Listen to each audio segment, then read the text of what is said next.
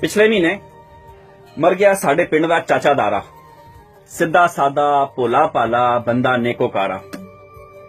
35 साल गुजारे उन्हें करके चौकीदारा, ना कोई अगे ना कोई पिछे बंदा कलमकारा।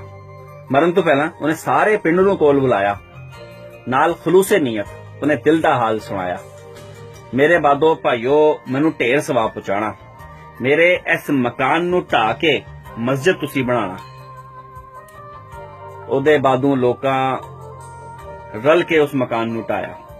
इस थां ते हुण मस्जिद बनसी, झट ऐलान कराया। वेख प्लाट नूं खाली, उत्थे कईयां टंग अड़ाई, शिया सुन्नी देवबंदी ते वाबी करन लड़ाई। मरण वाला खत्म दरूद ते पीरां नूं सी मनदा, सुन्नी आखण सुन्नी सी ओ, हक है सादा बनदा। सीने ते हथ बनदा सी ओ, गिट्टे भी सन नंगे। वाबी आखण वाबी सी ओ, कोई ना इत्थे खंगे। मोमन सी ओ करदा सी पर मातम कदी कदारे, शिया आखण शिया सी ओ, निकलो इथों सारे। मरण वाला रावण दे विच जांदा सी हर वारी, देवबंदी दे नाते बनदी सादी जिम्मेदारी। ऐसे तू मैं दे विच विचे रह गईयां बांगा, इस अवामी दंगल दे विच खुलियां चलियां डांगा।